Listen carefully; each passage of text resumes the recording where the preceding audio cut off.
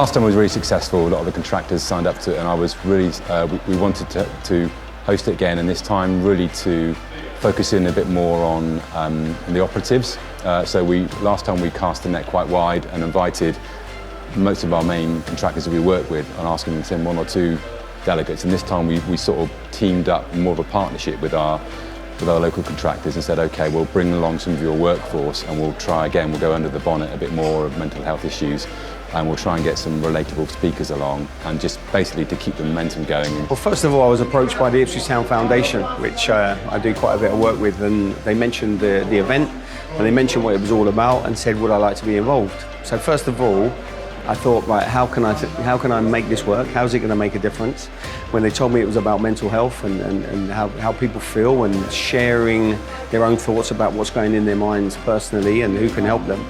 And it took me back to, a friendship that I had with Jason, and recently sort of having a few problems himself, which he talked about today, and I was the person he opened up to. It wasn't by design, don't get me wrong. It was, over a period of time I'm trying to mask stuff.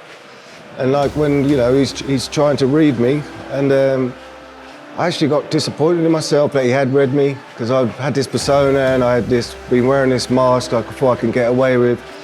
But I was thinking, and so we obviously met up for lunch, and then it just all came out. And to this day, I'm so thankful it came out, because what came out of that is a lot of people opening up to me.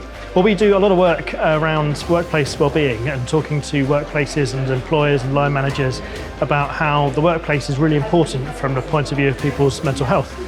Because as grown-ups, we spend a lot of our waking hours, a lot of our waking day in a workplace, and we want to make workplaces in Suffolk the best they possibly can be from a mental health point of view.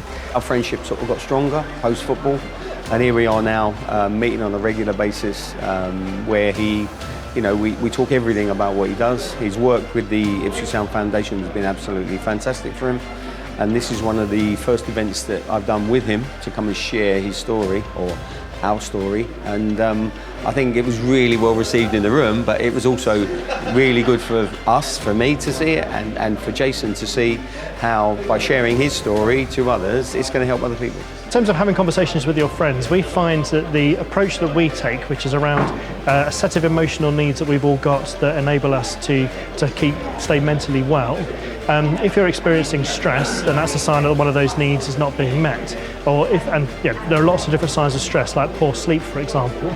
So a way into a conversation with someone might be, how are you sleeping these days? And people might be more up for talking about their sleep than if you say, have you got mental ill health, or are you stressed even? Our conversations now have gone from, please share something with me, to fully opening up about what's happening on a daily basis. The work that he's doing with the Ipswich Town Foundation is great for the people who are receiving it, but also great for him personally. That's become his purpose. I think I said during the presentation that behind us here, Portman Road is our stage, and then you've lost your stage. So your next stage needs to give you a buzz. Yeah. And talking in front of people like this, and talking in front of children, coaching the kids that, the 16 to 18-year-olds that he works with, or going to speak to the prisoners that he's been speaking to, is replacing, not the same, but it's giving him a buzz and giving him a purpose and something that he can be proud to be involved in. So we want to keep the momentum going, and I think there's a huge willingness from the contractors that were in the room and the industry general to focus on and do another event. I know the Ipswich Town Foundation are quite keen to continue the good community work, so we'll have a think about where we can take it next. It may well be that we do a more themed event around some of the issues in society at the moment, alcoholism or drug dependency. So we'll have a little think about how we can rerun it again to make it fresh. The important thing is to keep it relatable, to make sure we get those people who could be directly affected into the room, and to get the message out. It's okay not to be okay, would be my advice. And reach out. You can't do it on your own. You feel you're the only one, you're not. Millions of people out there, it's out there. Reach out, because if you don't, I think you're going to struggle. If you don't reach out to somebody, you can't digest all that and try and get through whatever you're going. It's not going to happen. Reaching out, open up, people will give you a chance, they're not going to judge, and just go from there.